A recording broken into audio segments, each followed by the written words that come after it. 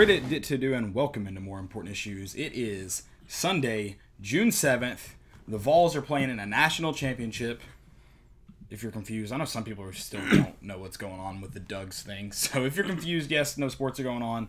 The Vols are playing in the NCAA 14 / what year is it on there? 17, 18? Yes. We determined it at some point. 17 or 18. And the Vols are playing in the national championship led by Coach Duggerton. JoJo Smalls, Caleb Presley at quarterback. Who's the other one? You got Singleton. Who's the other defensive end? There's Rico Burgerton. Rico Burgerton, that's who it is. Old Burgerton. Yeah, so it's hope you tune in. If you haven't been tailgating already, I hate that you're behind, but you just a couple beers, shotgun those, and you'll be all caught up. Yeah, catch up.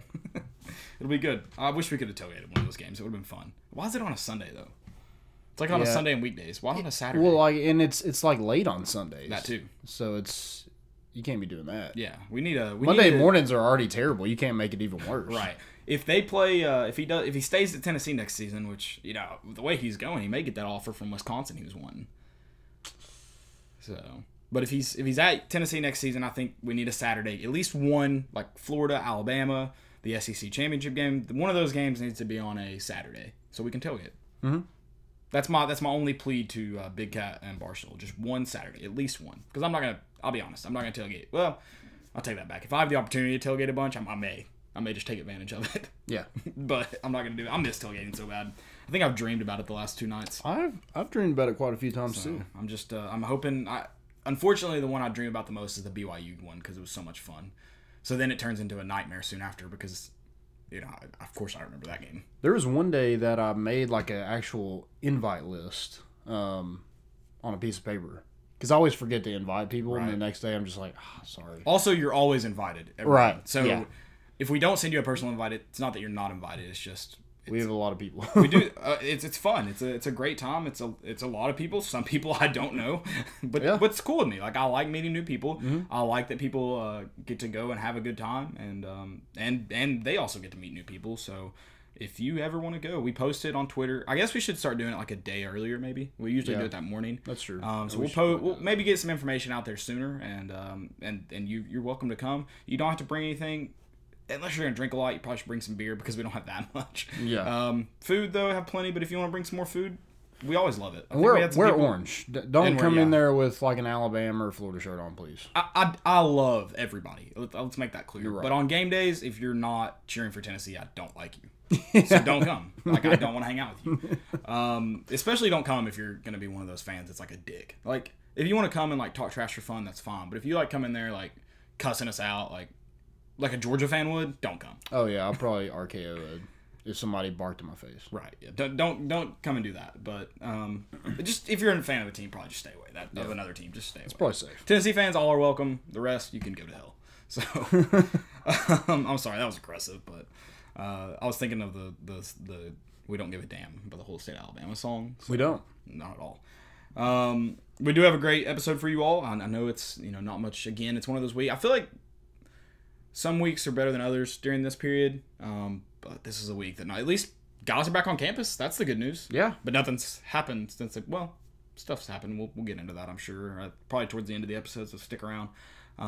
But it's been a pretty slow week other than the guys arriving. There has been some, we are going to talk about the 2021 class because we have had a decommitment, but it was expected.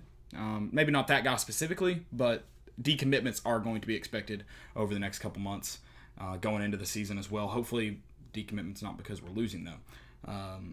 We're going to talk about some preseason awards. Athlon Sports has released their SEC preseason awards. We're going to talk a little bit about that. Of course, we're talking Coach Doug's playing in the National Championship in the Rose Bowl. It only would have been better if it was the Fiesta Bowl. Yeah. That's the only thing that would have made it better. Tempe. Yeah, going there. And then if you got any questions, make sure you drop them. I'm pulling up YouTube right now. Sorry, I was behind on that. YouTube. I'll pull up Twitter too. And just if you guys have any questions, drop them. If they're relevant to what we're talking about, we'll mention them right then. And if they're not, we'll keep them stored away for either when they're relevant or towards the end of the episode. And we'll get to those. Don't worry. Slim Mosley said he's offended because like a Georgia fan would. Let's be honest. Georgia fans talk trash. Right. Let's be honest. Tennessee fans do too. I don't disagree, but I feel like with Georgia, it's way like the only like really bad experiences I've had with other fans, like continuously, like I've had probably a bad experience with every fan base at least once. Georgia though, every year. Well, like Andrew Ray, UGA probably didn't help their cause. that either. So I'm sorry to offend you, but if we're just gonna look at ourselves, let's analyze. I think Georgia's got to be though. As a whole, it's like I'm sure there's some good Georgia fans. We've had some nice ones on this, but overall, no other fan base barks at people. Yeah, so I'd be upset too if my head coach had a little kid's haircut still. Yeah, that would be. Quit going to. I learned a long time ago. Quit going to great clips. He has not learned yet. So maybe one day he'll figure it out. Maybe. Let's get right into the class of 2021. Though I know a lot of people are. There's always been people that are a little nervous when you get a decommitment, and I do understand. Anytime you get a decommitment, you're going to ask questions, and that's fair. But this one was expected. 3-star guy, and it looks like Jeremy Pruitt and his staff are trying to make some room for some guys. Yeah, so that was a 3-star cornerback, Nate Evans. He was one of the first guys in this class. He committed back in November and ended up flipping his commitment. I think it was it Friday?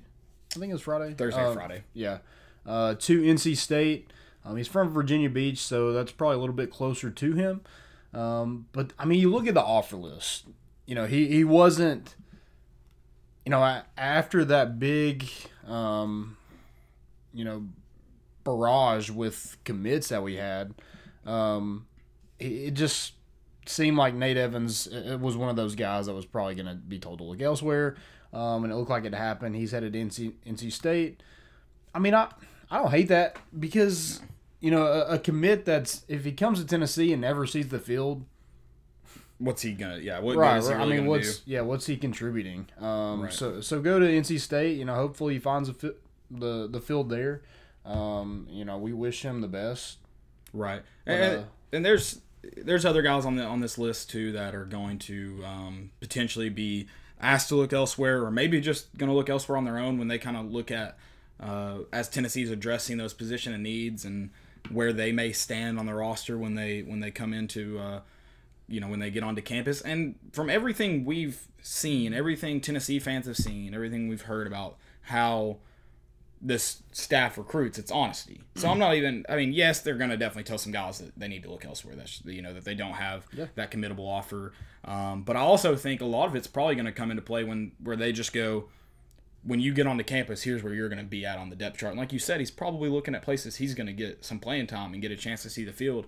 And Tennessee may just not have been that place. And so I don't think this decommitment is a big deal. I think there is potential there could be some decommitments. I'm not saying I've heard anything. It's just the way it works. There's potential there could be some decommitments that may raise some eyebrows and you may get you a little worried for a second. But I don't think this is one of them. Yeah, and this is...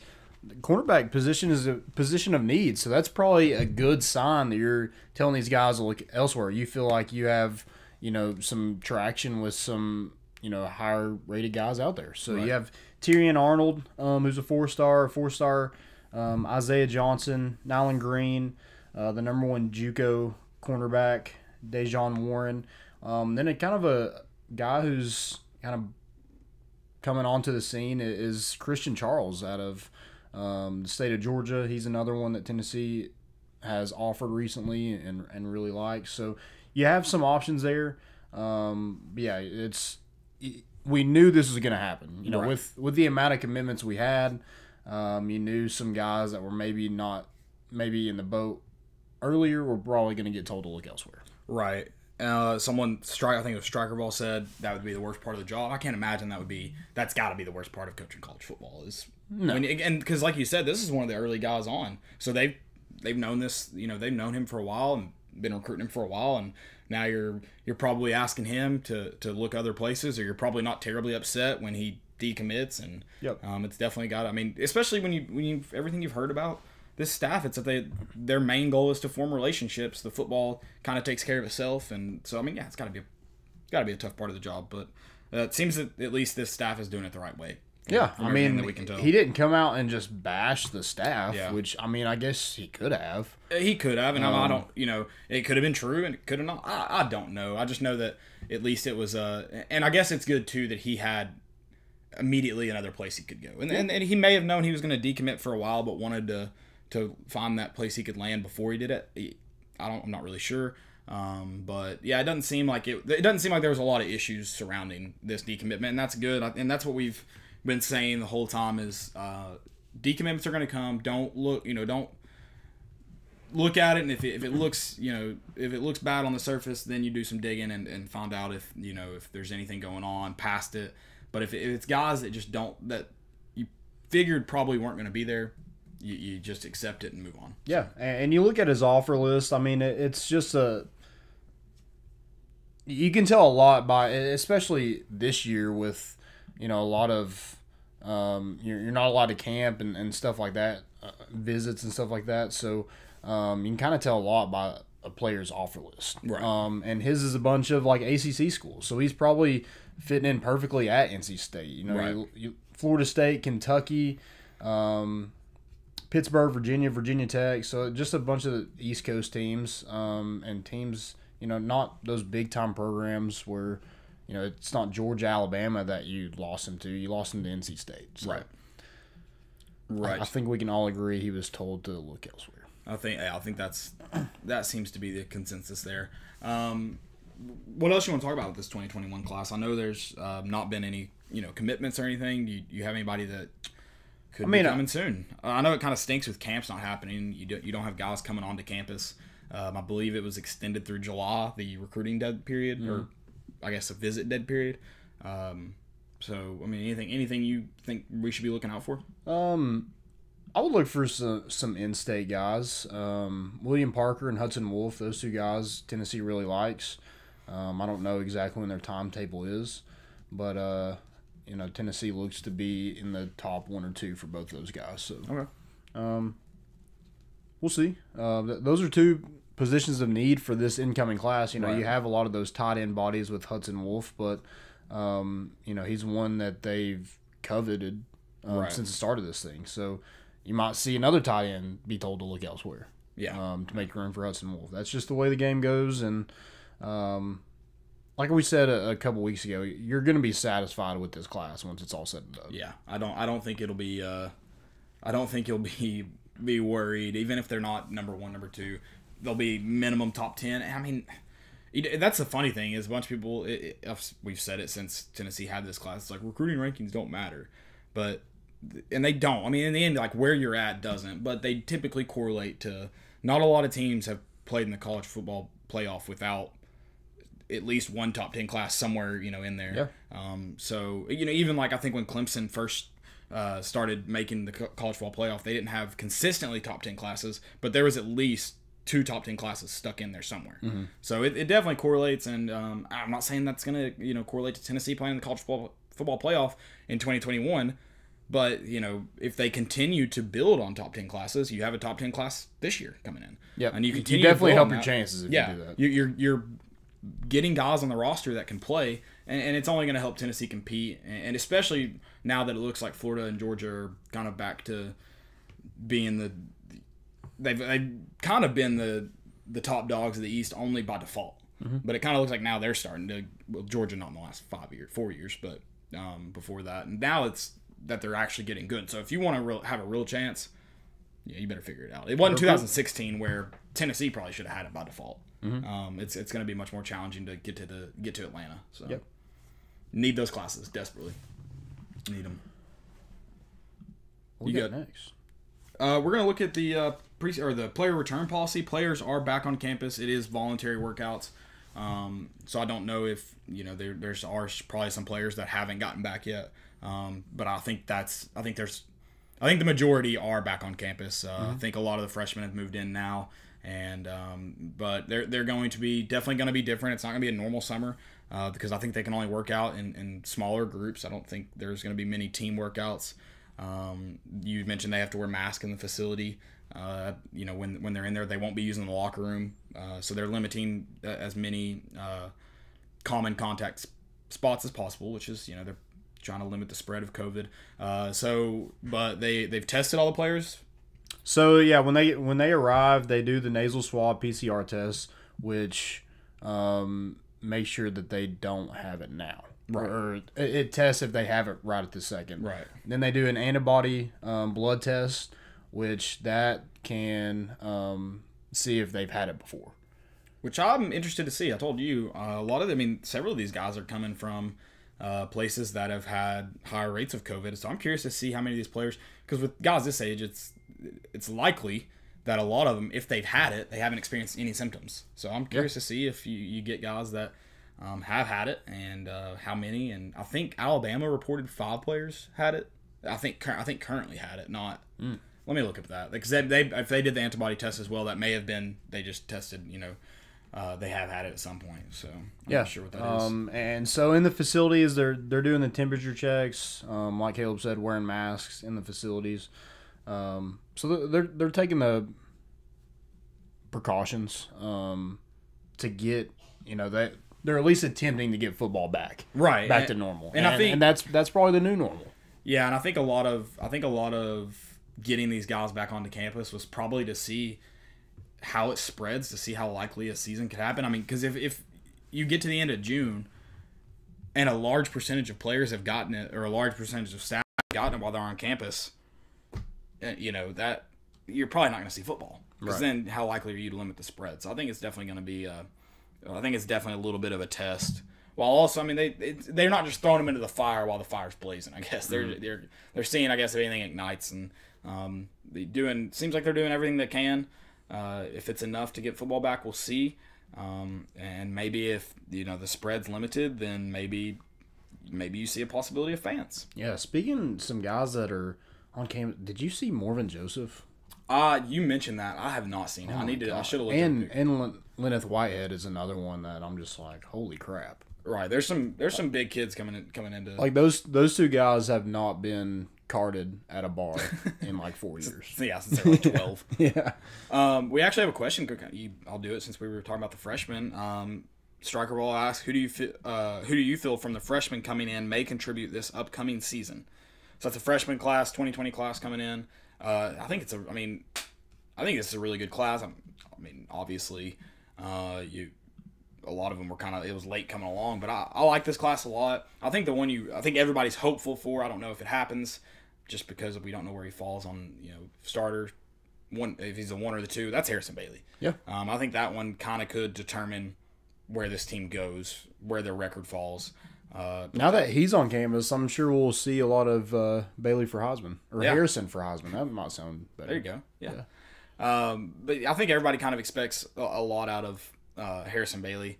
I think we talked about how big it would be if Tyler Barron, and I think these guys are underrated. It's defensive guys that they are freshmen, so typically, depending on their size and speed of the game, it's hard to get on the field freshman year when you're a pass rusher. Mm-hmm. But if Tyler Barron and Morven Joseph can be really strong pass rushers, that answers a lot of questions that you have on the defensive side of the ball. Yeah. And you look at Tyler Barron specifically, he comes from a good program and has that body type. I think I was reading an article from VR2, and they were talking about how he's just like 5 pounds lighter than Darrell Taylor when he left Tennessee. So he's, could fit that mold. I mean, obviously there's going to be a learning curve there, but at least he already has the size to match that production. Now we'll see. Yeah, absolutely. But I think there's a lot of guys who. I mean, is there anyone besides those 3? I mean, I know. I think we've probably talked about every guy in this class, talking about they have the potential to be impactful their freshman year. Yeah. I think Jalen Hyatt, just because of what you lost at receiver, just a guy who can flat out run. Yeah. That's going to help. Keyshawn Lawrence, I feel like could help in the secondary when you play so many guys there. Amari Thomas, I don't know if it was any other year, I would say that he'd be in the rotation. But when you return, I think there's 8 or 9 seniors on that defensive line. Mm-hmm. You might not see him as much, but I feel like he could come in and contribute some. Yeah, he's a big kid. I think his size could potentially help him a lot. Yeah, from day one. I think the one I'm probably highest on, and you mentioned him, is Jalen Hyatt. I like the speed. You can't coach it. You cannot coach speed. Now I think it's kind of determined. Do you have a quarterback that can make Jalen Hyatt a threat in the deep ball? Right now, we don't know if you have it. Harrison Bailey seems to have the tools. They say JG's gotten better, and he was making those throws at the end of the season. But if you have the guy that can run to make the deep threat. If you got somebody that can put the ball there just every once in a while, then you've got to you open up a lot of the field. Yeah, So I like and there's a lot of offensive weapons in this class that I feel like Jim Chaney is just going to be thrilled to throw in there and see what they can do. Malachi Wadman, D. Beckwith, we mentioned him before the show that he wants to wear 0. Yeah, I kind of like it. I'm not a big 0 guy. Yeah, but it would look kind of weird because like you've never really, we've never seen it. No, and I do need a 0 on a defensive lineman, defensive tackle. Okay. I want like that. I think it was Michigan State defensive tackle that wore number 2. And it just looks so small in those guys. It's hilarious. Malik McDowell. Is that who it was? Clowney wore like 7, right? Yeah, I think so. Yeah. He was single digit.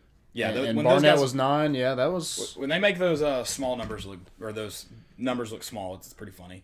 So I would. It's intimidating too. Yeah. They mentioned we get Emmett Gooden back. We do. That's good. Maybe he can wear 0. He'd make it look small. Yeah. Last chance we're 0. Yeah, I would say Jimmy Callaway is another offensive weapon that they have. Jimmy Holiday is a guy that could play quarterback, or they could throw him out at receiver. Just a lot of weapons. We talked about we're talking about the 2021 class, but this 2020 class, everybody was satisfied with it when it was complete. Right, and I just to mention the Jimmy Holiday real quick. I would love to see him get used in a lot of different areas. I don't know if he could be as effective as Jawan as that kind of like. That wildcat back, wildcat back. But if he can go into the game at those points, he has the speed, and then he has the ability to throw the ball. The threat he could be, I think, would be fun to watch. Then you've got a guy in there a quarterback in there that could really run the ball. When you put that wildcat in, Jawan could throw too, but Jimmy Holiday seems to have a better arm than. Right now he's a quarterback. That's what he's listed at. But I think if you could find a creative way to use him in the backfield, not every play. That's a guy, and he's a freshman. If he sees the field at all, who knows? He probably gets redshirted this year. But I think that's a guy from the tape we've seen that could be used and give you an entirely different package that could throw teams off. I think it'd be fun to see. I think Georgia did it to kind of keep Justin Fields happy when Chaney was there. But I think it would be fun to see an actual quarterback get used like that. And Jimmy Holiday seems to be use his feet more than Justin Fields did. I don't know if he's more athletic. He's definitely faster. Yeah. And so I think it would be fun if could he be the up back on a punt team and be a threat there. Mm-hmm. Don't do it in an obvious fake situation this time. Right. But could he be that threat? I think that would be fun to see. And I hope Jim Chaney gets back to the mantra of how he was his last year at Tennessee before leaving, and that was just getting the ball in athletes' hands. You saw it seemed like just about every game, you would find a new way to get the ball in Cordell Patterson's hand. Oh yeah, so I think it would be fun to see all the speed and athleticism getting used in creative ways. And I think you could use Jimmy Holiday in a ton of creative ways, and you could use him to get the ball in other guys' hands in creative ways. So I think it'd be fun. And I think just kind of jumping on that too is. Jimmy Holiday played quarterback in high school, but you also had Jimmy Callaway. He also played quarterback in high school, and the same with D. Beckwith. So with that Wildcat quarterback, you have some options there too, which is nice. Who you said D. Beckwith, and then who was the other one? Jimmy Callaway also played. Oh, okay. Yep. So could they both throw really well? Or were they just kind of the most athletic guy on the field? Yeah, pretty much. And D. Beckwith is like 6'5". He was a basketball player and is said to run a 4.4. If he really runs a 4.4. At that size, I'm very interested how they use D. Beckwith, especially if he wears 0. That'd be cool. Right. It makes him faster. Yeah. So he runs a 4.3 now, and he has dreads. Yeah, that makes him better at football. Yeah, easy. Yeah. Jordan Young asked, any news on the strength coach? No news yet. No official news. We kind of assumed when they got back onto campus you would see that announcement. So, but have they had any official workouts yet? No, so I don't think they start that until next week. June 15th? Yeah, June 15th. Is it that date? Yeah. Okay. So maybe by then you hear it, but you haven't heard any official news on who that's going to be. We'll see. Yeah. It's going to be AJ Artis. That's. Yeah, I shouldn't say we'll see. I guess we're just waiting on the official news. Yeah. So, hired from within, so Pruitt seems to like what he's got in those guys, and I guess pretty much what he doesn't want to go away from what Fitz installed. Yeah, it seems like good. those guys are just going to carry it on. on. Don't start over. Yeah, that's good. When you don't have to start over, that's definitely good. All right. Anything else for players returning to campus? I mean, I don't really remember when like kids were like getting back on campus, but it seems like since Jeremy Pruitt got here, like the athletes are just so much. I don't know, just more. They look like grown men. Like they don't look like incoming freshmen. They look like grown men. I mean, the strength program's definitely improved since Pruitt's been on campus. Yeah. There's no doubt in my mind about that. So that's been nice to see. It also seems like he's recruiting. He's doing the Swain method of recruiting and making sure they could all get into bars immediately. Yeah, they're not getting ID'd. Yeah. So only recruiting grown men also helps. Yeah, they didn't have to use just their vol card. They could just literally walk in. Right. Yeah. Right. Let's do some preseason awards. We talked about how Athlon Sports released their All SEC team, preseason All SEC teams. So let's go through that. Not a lot of Vols named to the first and second team. They did say though that they had 4 teams. I think the third and fourth team were only printed in the magazine. Okay. But they did have their first and second online. I haven't picked up. Are they available in stores yet? I think so. They are. I haven't seen. I mean, I haven't really been. I'm trying to think the last time I've been at the gas station though. Yeah, I haven't really either. No. I haven't noticed. But yeah, I mean, definitely pick that up and check those out at some point. It was also I told you Tennessee was named. It was a teams on the rise by Athlon Sports, but I also mentioned how that probably doesn't mean anything because every team that's been irrelevant the last 10 years but was relevant before that is on that list. Every single team except Texas. Also, like Charlotte and UAB were on that list. Yeah, that makes sense. Yeah. Okay. I think Cincinnati was on it. It's like on the rise to what? Like how far can they really get? Right. Well, yeah, that was definitely funny. You want to tell us who was on those teams? Yeah. So Trey Smith was first team. Brent Smagley was also first team. Then you had Henry To'oto'o and Cade Mays on the second very team. Interesting. Yeah, Cade Mays, is that telling us that he's going to play? Hopefully, Right. That's the. You also had Eric Gray, Ty Chandler, Velas Jones Jr., Josh Palmer, and Bryce Thompson make those. So you had 9 Vols in those 4 teams. Okay, so you did get to see who was on. Okay. Yep. Okay. I don't know if they're third or fourth Right, team, right. but So those, Eric Gray wasn't on there? yes, he was. Okay. Yeah, Sorry. but So he was on the third or fourth. Yeah, he's team. going to be on third. I was surprised he wasn't on first or second because he was in another article. I don't know how old the article was. I mean, in the last month. He was named as one of the more likely players to have a breakout season. Yeah. So I guess maybe not. They don't think he's going to have that good of a breakout season. Right.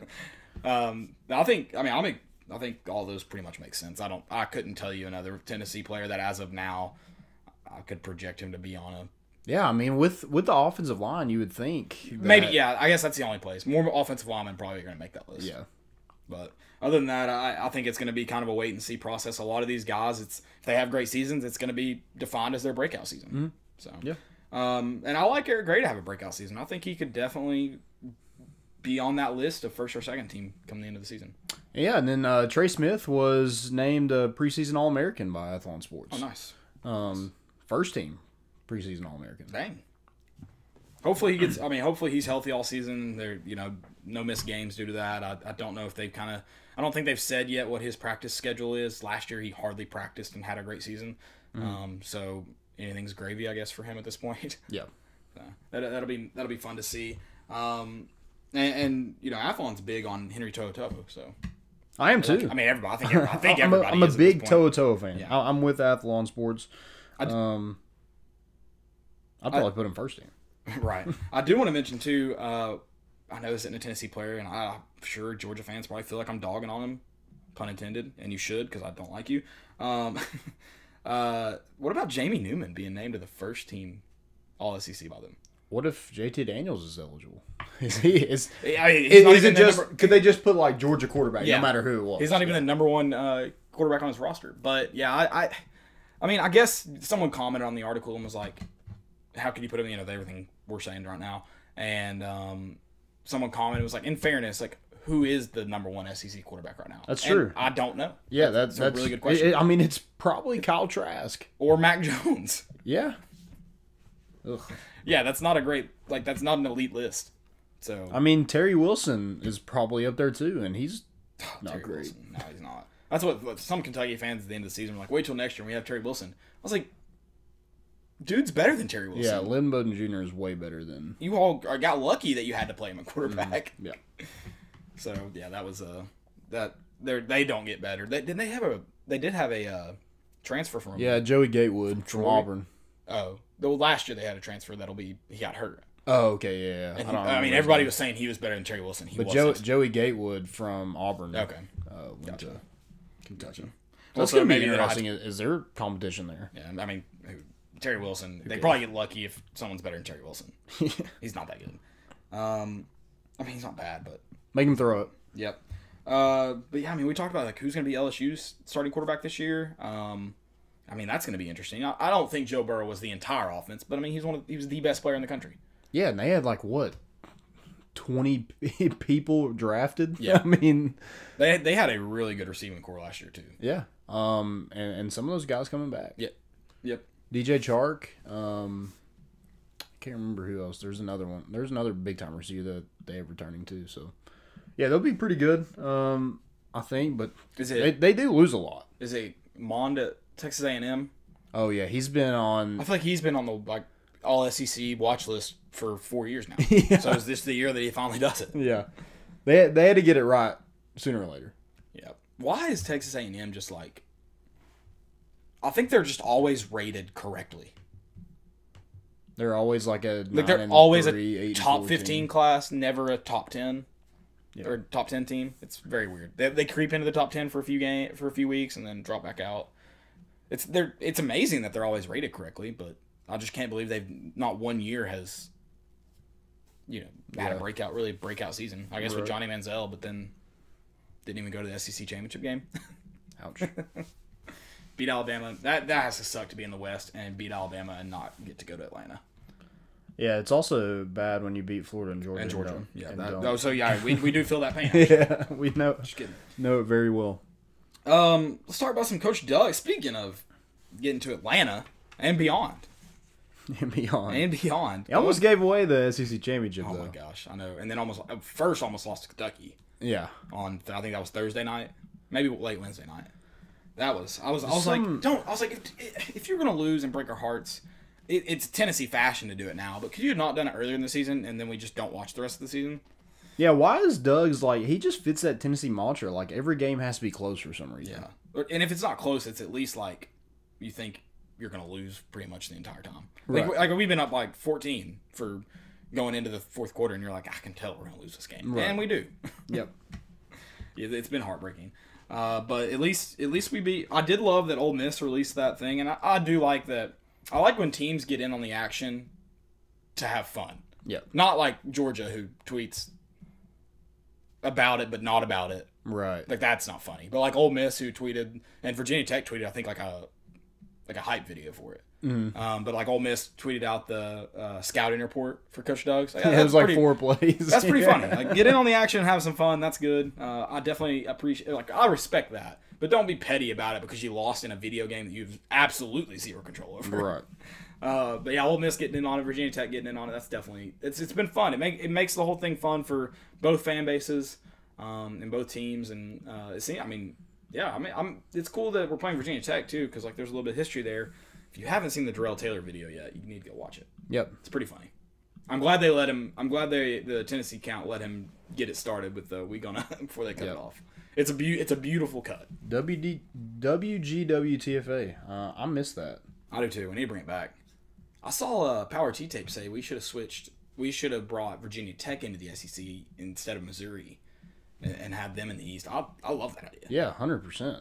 Virginia Tech was great. It was fun to be up there with those fans. That was a fan base that was fun. And how far is Virginia Tech? It's the same.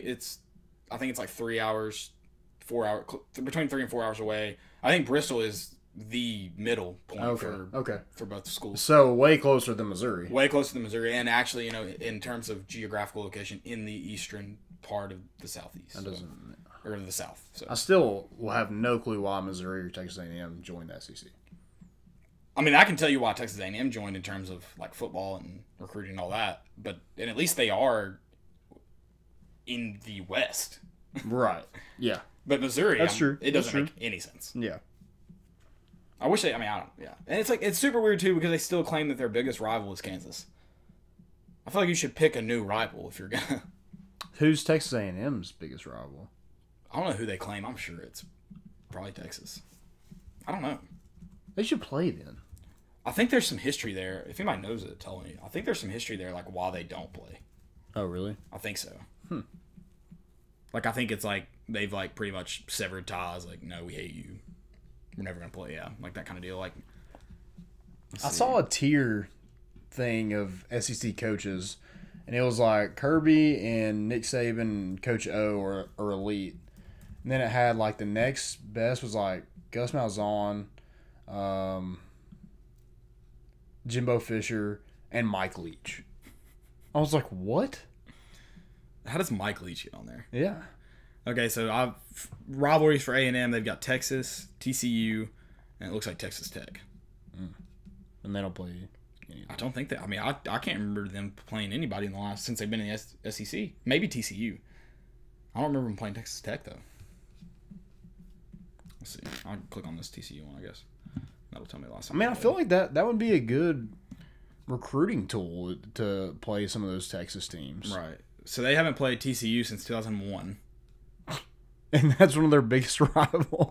That's what Wikipedia says. I guess if somebody knows, you can tell us if you're familiar with A&M. And then they haven't played Texas since 2011.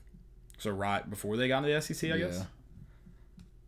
And then, let's see the last time they played Texas Tech, if it has it. Yeah, that would suck. Like, I don't really get that. And I do think at least, like, I think Missouri claims Arkansas as a rival. Mm-hmm. Don't they do a big rivalry game? Like, don't they have a trophy and stuff? Maybe. So at least they have an SEC, rival that they can claim. It's not like they haven't played Tech since 2011 either. So yeah, since they've been in the SEC, they haven't played them.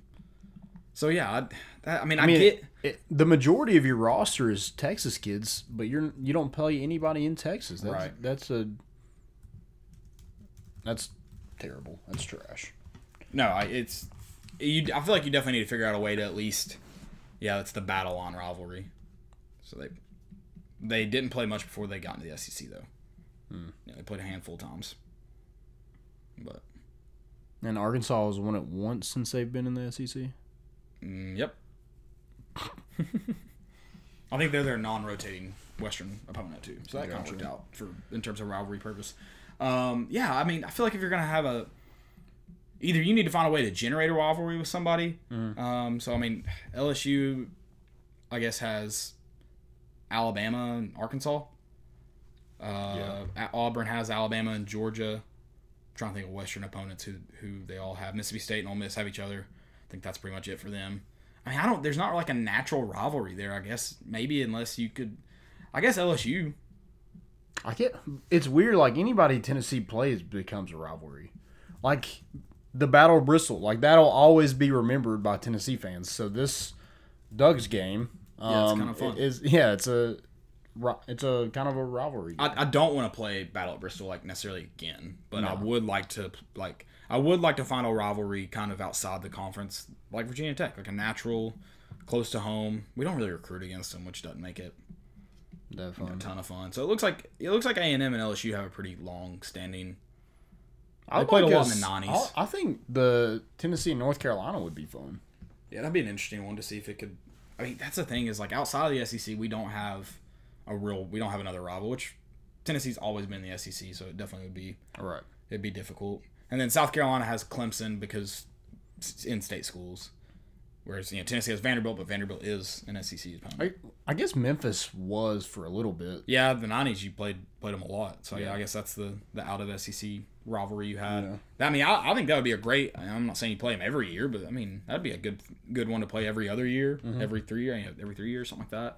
I mean, I think everybody in the state of Tennessee would agree that to see Memphis and Tennessee play in any sport would be fun. Yeah. So 100%. Anything else for? I mean, now we've gotten it all into SEC football now, all from Coach Doug's. So. One thing that I do want to mention is that with the Coach Doug's thing is Caleb Presley finished second and JoJo Smalls finished third in the Heisman. Oh, that's so. And they got beat by Michigan, didn't they? Yeah, that's ridiculous. So we officially hate the Heisman, right? Yeah, it sucks. How does that happen? Terrible award. I just don't understand how that happens on a video game. Weren't they the first all? Wasn't Caleb Presley like number one all year? Yeah, pretty much. I guess that SEC game really did him in. Yeah. Winning the SEC championship, not recommended. Stop throwing picks. Good Lord. Who cares if you get to 50 points? I do. You're killing yourself. I want 50 burgers. I want Heisman trophies over 50 burgers. I'll take a. I don't know. I'll take a 40 burger over. Here's my disagreement. It's really fun that happened because now like we can really claim to just hate the Heisman Award. Yeah. So it is kind of fun that happened. It's the worst award in all the sports. I definitely agree. I do want to talk about something real quick, and that's kind of the culture change on Rocky Top with Jeremy Pruitt. Since he got on campus, and you saw it the other day. He backed his players, supported them, and went with them with the rally in Knoxville, the Black Lives Matter rally. I thought that was cool of him because I think that if as a coach, if you're willing to put yourself out there for your players, they'll do the same for you. Yeah, we can go ahead and talk about it. That was going to be my most important of the week because. Okay, my bad. No, you're good. I mean, like you said though, it's. And I think it's Pat. First off, I don't think there's any political affiliation from Jeremy Pruitt. Like, I don't think he is trying. I don't think he's trying to be political. I don't think he's being political. And I think a lot of people want to turn into that, and that's going to be. It's going to upset a lot of people, and it shouldn't. That's the bottom line. Is it shouldn't. He's not. He's not picking a side because he hates the other side. He is standing with his players because he cares about them as humans, not just as football players. And then I think a lot of people want the whole shut up and play football mentality. But the fact of the matter is this goes so far beyond football. And it, I don't know. I don't see how you could hate what Jeremy Pruitt did. We haven't gotten into all this, and I don't know if we're ready to. I think in terms of, I think we would like to be educated by people who have had more experiences than us before we really get into it. But I think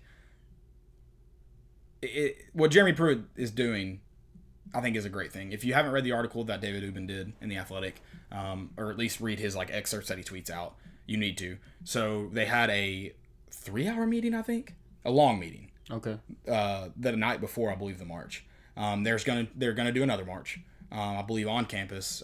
They mentioned that another school, I think Missouri. I think this is Alontae Taylor's idea, if I remember correctly. Missouri did something similar, and then afterwards they all went and registered to vote if they weren't yet.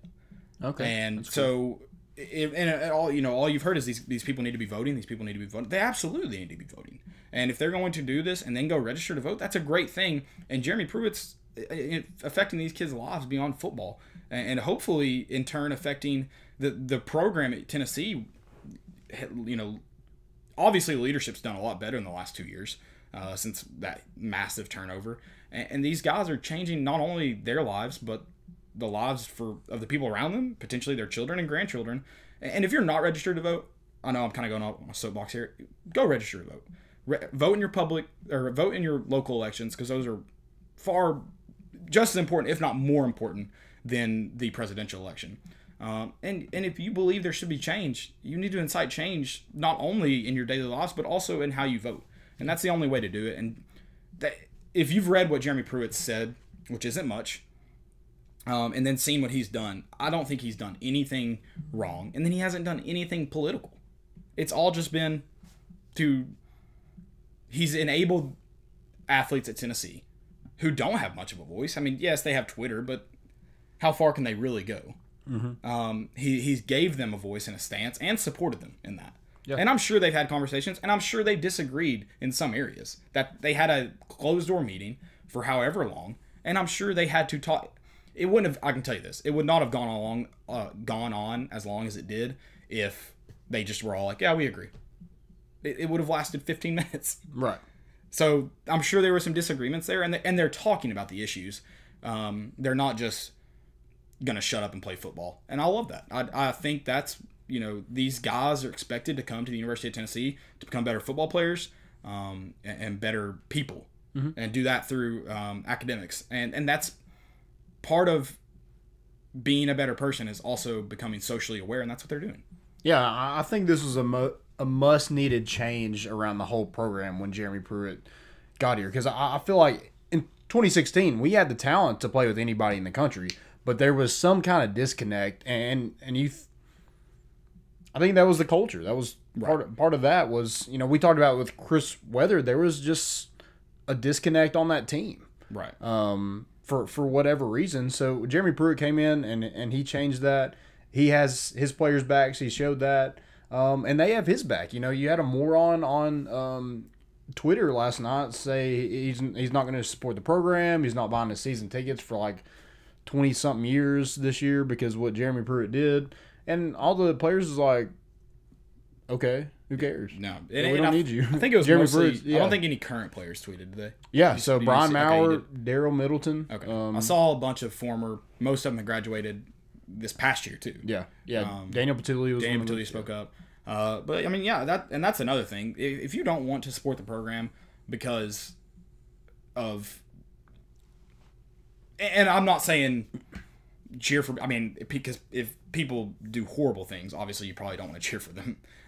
But these guys, I mean, if you're not going to support them because of something they believe in terms of, like, what do you legitimately disagree with them about when they stand up and say Black Lives Matter? What do you disagree with? Yeah. What is there, what, and there's a lot more that, you can go into, but like I said, I don't think all of that is my place to say it because of who I am, and that's fine. I think, but these guys are standing up, and you should listen to them. Yeah. You should. Yeah, I think a lot of this is just, hey, this is, it's not about you, so just listen and educate yourself. Yeah. And if more people would do that, I think this country would be a lot better off. Absolutely. And and another thing is when you go to work, if you're in sales, if you go and make a sale, do you walk in and do you ask them their political affiliations before you make that sale? Do you ask them what they believe in, what their religion is before you make that sale?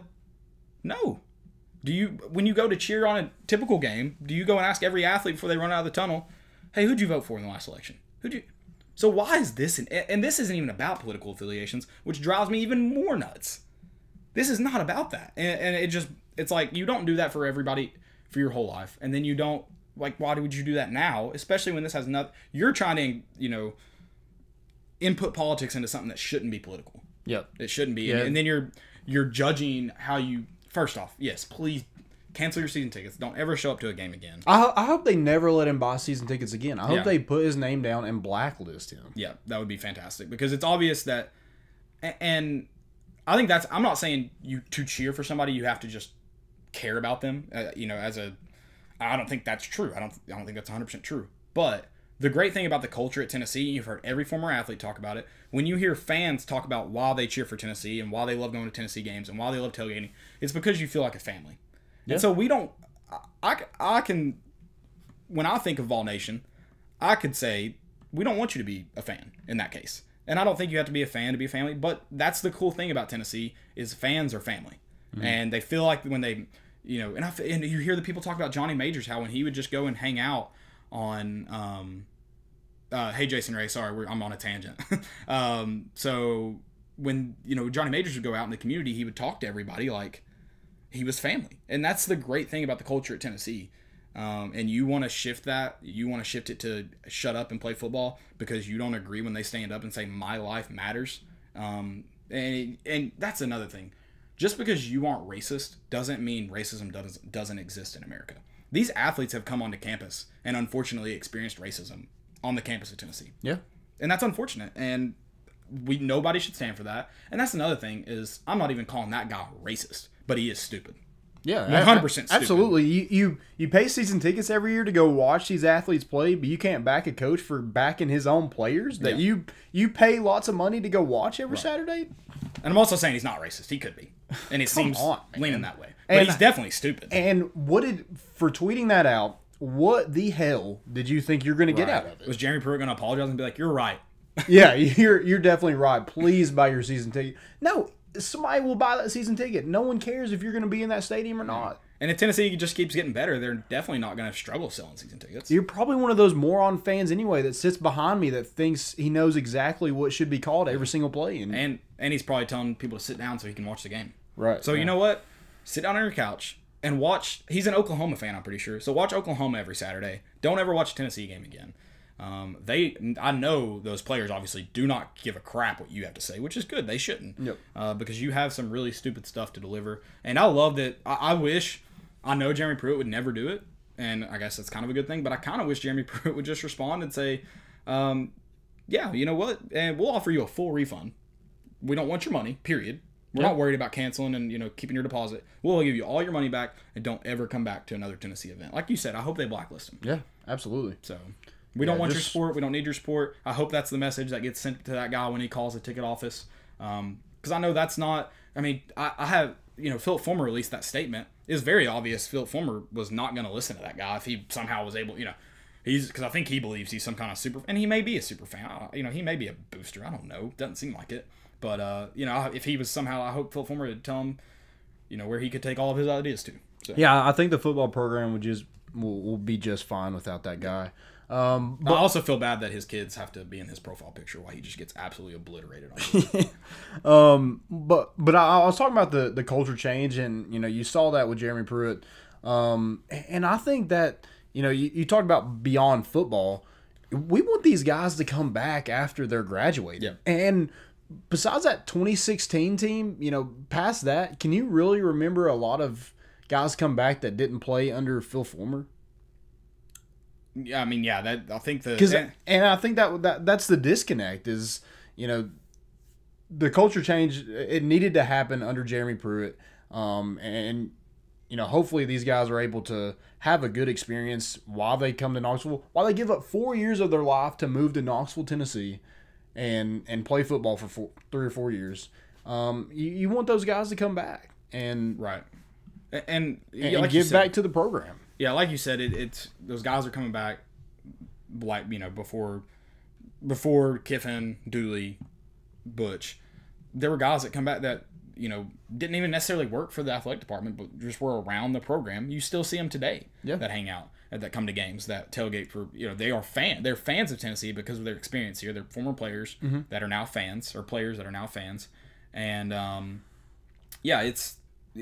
it is good that it seems like it's getting back to that family atmosphere. And I think that probably has a lot to do with Lane Kiffin and Derek Dooley did, but Lane Kiffin and Butch Jones didn't grow up knowing what Tennessee football was. I know Jeremy Pruitt wasn't a fan of Tennessee growing up, but he saw what Tennessee was. He knew what Tennessee was, and I'm sure that helps getting, kind of bringing that atmosphere back. And then you also have Philip Fulmer heading the department. That definitely helps too. A little mentor up there in the head office. Yep. So it's been, like you said, the culture shift has been nice. I am, even if I didn't agree with Jeremy Pruitt, I know I could stand back and go, I at least appreciate that he backs his players. Absolutely. So if I didn't agree, and I do. You saw that. You talked about that leadership. You saw those guys stand up and speak at that. Right. You had Trey Smith, Karon Calvert, and then obviously Jeremy Pruitt had a few words. But he kind of let them do their thing. Like that was. He just wanted to be there to support them, and he did, share a few words. But that was, again, part of that culture. Just backing your players, and they'll have your back. And I know a lot of people, especially national people, probably don't understand what Tennessee players and Tennessee players and coaches are in Knoxville. I mean, you are a celebrity. Those guys get recognized everywhere they go. You have kids, constantly going for autographs or whatever. So I mean, it's big for them to stand up in Knoxville and say something. So yeah, 100%. It's been awesome to see. Do we have any questions? I don't have any questions. If y'all do have any questions, feel free to drop those in. I guess we'll get to our segments real quick. But go ahead and drop those in. I'm watching Facebook. Caleb's watching YouTube and Twitter, and we'll get to those and get you a little bit more content in there. So my most important, we'll start with that. Mine was Pruitt, just being a leader, and the players on the team too being leaders. Tennessee's taken a very unified stance in supporting all of their athletes, and right now with everything going on, especially their black athletes, and that's been fantastic to see. I'll say this: if Tennessee decided to kind of, especially in terms of leadership, decided to kind of let the players take charge and let them kind of just do the thing, I wouldn't have a problem with that. But the fact that they're going beyond that and then supporting them and being there with them while they're doing it, I think is a great thing. I think there's a lot of ways to tackle what's going on right now. They are giving them a voice. They're giving them the ability to, start change.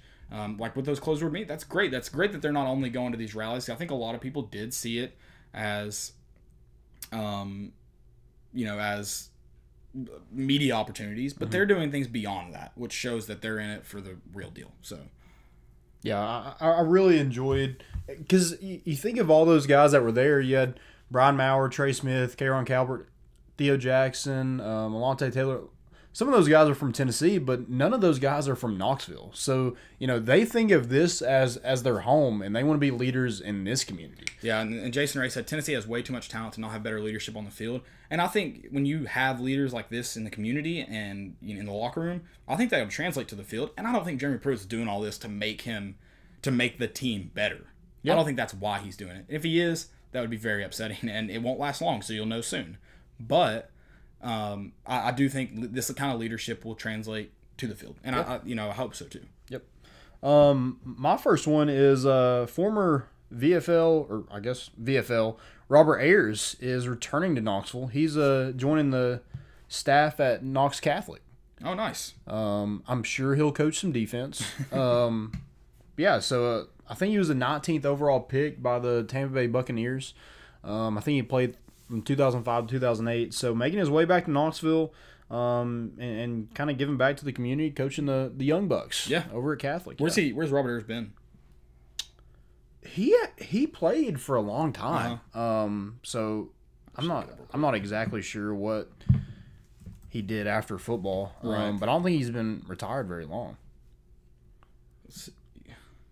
Yeah, I guess that was kind of my question, was what's he been doing? Because I'm with you. I don't think he had really been retired very long. Yep. Do you have any? That was my only most important was. Yeah, my next one is Conor McGregor retiring from fighting. Do you think that's just what neat? I feel like fighters are weird though. Like they'll take time off and come back. So yeah. Who knows? I mean, Floyd Mayweather retired 2 years ago, and now he's like, I'm going to come back. Right. So Ayers retired after the 19th season, but he didn't play all of 19 because of injury. Okay. Or wait. So, yeah. So he didn't play the 19th season. He sat out all of 2018 Gotcha. And then retired prior to the 2019 So he hasn't season. been done long at all. Looks like he didn't play much he didn't play in Detroit in 18. Gotcha. Because of injury, I guess. Yeah, good for him. Come back. Yeah, Conor McGregor out of here. That's weird. I mean, I don't really. I mean, he seems like the guy that's all about just Floyd Mayweather is. I feel like it's all about money and the right time and this and that. It's also about winning, but I feel like there's a lot more into it. I feel like Conor McGregor just likes to fight the person in front of him. Yeah, he just likes to talk shit. Yeah. I mean, I don't really keep up with fighting much, so I don't know what people think will happen here. So who knows? I don't know. I just think it's definitely weird timing. And I feel like with fighting, those guys typically don't just retire and be done. He's probably got a couple fights left in him. Yep. So we'll see. My next one is Jacquez Jones announced he was transferring to Eastern Kentucky. Kid out of Clearwater, Florida, 3-star wide receiver. Didn't play much at Tennessee, but was part of that 2017 class. Moving on to, we wish him the best, but I did want to, if you didn't know that already, he is headed to Eastern Kentucky. Gotcha. Matt Dummett said Conor McGregor has retired 4 times. I didn't know that. So there you go. Yeah, like I said, they after every fight, I'm done. So maybe the fourth time's the charm. Yeah, maybe. That's all most importance I got. Do you have any fails? I do have a fail. It is SFIS, some San Francisco news outlet. This was their tweet. Well, so they tweeted out an article, and the title of the link was "Day Around the Bay: 0 New COVID Deaths in the Bay Area." The tweet said, The Bay Area saw no new COVID-19 deaths today for the first time in 3 weeks. A local bartender and spirits maker was arrested on child porn charges, and the Richmond man found eating his dead grandmother has been charged with her murder. That is just a loaded tweet. I feel like those could have been separated into their own articles. Oh, yeah. That was a whole article? I don't... So that's the link to one article. And then that's the tweet about the article. Oh, yeah, I feel like gruesome. those could have been broken up. Yeah, jeez. Yeah, Getting all the news at once. I like it. I mean, they're saving data, I guess, by putting it all in one tweet. My first fill is Dick Vitale. Dickie V. Trying to be a reporter. He says, sources tell me that LSU has been notified by the NCAA of the various allegations that they have been charged with involving the men's basketball program. So were these not new charges? I don't know. Gotcha. But Jeff Goodman comes in and is like, hey, I've been told that this is not accurate by source, and LSU's senior athletic director has also told the Advocate as much. LSU has yet to receive a notice of allegations. Ah, well, that's interesting. So maybe he hit. Dickie V thought he had it, man. Maybe he had a draft save from a couple years ago and accidentally hit send on maybe, one. maybe, yeah, yeah. Just try to do the reporter route. Yeah, that's interesting. Just shot down. Hate to see it. Old Dickie V. Do you have any more? I don't. What about you? I do have Mike Norvell, man. That was a... So is this real, though? Like, what's happened? I feel like we haven't heard anything else. So Mike Norvell basically told The Athletic that he had separate conversations with each players. Right. And they've met with the team and everything like that. And Marvin Wilson, who is their senior defensive tackle that should be a first-round draft pick and the leader of that team, basically just calls him out for lying. He's like, we got an automated text. Right. That's it. So my question is, like, has that been confirmed? Were they sitting out? I feel like I haven't heard anything else about Florida State. So apparently they have had a meeting since then, and I guess everything is resolved and they're moving on. Yeah. See, I think a lot of people thought Florida State was gonna Mike Norvell was done for at Florida State. Sounds like there was an angry tweet that didn't mean anything, and then they've gotten it solved. Yeah. But dude, like, why? I don't understand. Like, why lie? Mike Norvell obviously lied. Yeah, dumb to lie. But yeah. But I don't think the player doesn't sound like the players had any real intentions of protesting and not showing up to practice. Yeah, I mean, Marvin Wilson said, yeah, and we're not. What did he said? say? He said we're not going to work out. This is a lie. Me and my teammates as a whole are outraged, and we will not be working out until further notice. Yeah, so it just kind of seems like there's probably no action behind that. Yeah. That's why I was like, I'm curious to hear more. It doesn't, like, everyone's like, oh, Norvell's screwed. He's going to get fired for his first game. I was like, it doesn't sound like anything yet. Like, I'm curious to see what happens from here. So, doesn't sound like anything's going to happen. Yeah. Very, very strange. For sure. I mean, I don't think they'll be good anyway, so. Right. I mean, yeah, I agree. I've got one question here before we wrap up this episode. Vols for Life 554 asks who the star QB this year. I don't know if you mean starter or star. I think the starter, we've talked about this a lot. I think the starter is JG, come Charlotte, but I don't think that necessarily makes him the starter for week 2 at Oklahoma. That would be wild to start a freshman quarterback on the road, his first start ever. I definitely realize that. But I mean, if that first game's rough and Harrison Bailey has to relieve and he comes in and shows out, which I think is possible, or if we have a blowout, but then Harrison Bailey comes in and just absolutely impresses, how do you sit him? Yeah, I mean, Jeremy Pruitt's, since he's been here, he's not been afraid to play a freshman. So if Harrison Bailey is the best option to win football games, he's going to play Harrison Bailey. I think so. I think the best option to win games right now is probably Jared Garantano. Yeah, unfortunately. Or Tano, whatever. Unfortunately. Tano. I think it's Tano. Yeah, I don't know. I'd like Harrison Bailey to maybe make a move into that QB1 spot, but we'll see. Not having spring practice hurts him. I think everyone was excited when he was an early enrollee because he was going to get that chance to compete in the spring. But 6 weeks of fall camp, that's a lot. 6 weeks?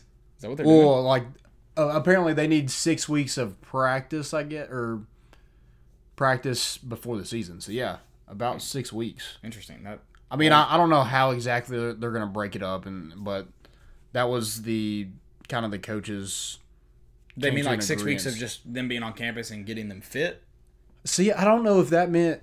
Because they don't normally get 6 weeks of practice before the season. So right. I don't know why that... Yeah, I don't know if they're taking away from summer and things like that. Maybe just a total amount of 6 weeks getting ready for the season. I would think. I don't know when they'll start football. I imagine fall camp will start. As of right now, I imagine fall camp is slated to start on time. Because you'll have 6 weeks before fall camp, starting on the 15th. Right. I think if you start July 1st, I think is what Nick Saban said. I think he said that should be your starting period to get started on time. Okay. So I don't know if, I guess they're waiting to announce if that's going to be, mandatory practice is allowed or whatever. I don't know. We'll wait and see. Yep. We'll wait and see. When they start practicing, we'll see a lot more of the quarterbacks. I'm sure every throw that Harrison Bailey makes will be out on Twitter. Yep. Well, every single one that the media sees, I guess. Right, yeah. Absolutely. For that one period. Right. Guys, appreciate y'all listening to the show. Make sure you come back on Wednesday. We'll be back at 6:30 like normal. So just make sure you guys follow along. You can follow us on Twitter and Facebook, More Important Issues, and Instagram. Then YouTube, follow Volunteer Roadshow, and Twitter and Facebook, Volunteer Roadshow. Make sure you hit like on those, follow, and then share and retweet this, guys. We would really appreciate it. We appreciate you all listening. Appreciate you guys every single week. Make sure we'll see you guys on Wednesday. Yeah, and go check out our sponsors, Tennessee Tap House, Bet Now, and Hound Dogs. We will not be doing a giveaway right now. We're going to get ready for some big giveaways for the season. So just keep an eye on that. Don't miss Coach Doug's Knot is going for the title in the Rose Bowl in Pasadena. So check that out. WGWTFA. We're bringing the boat in, and we out.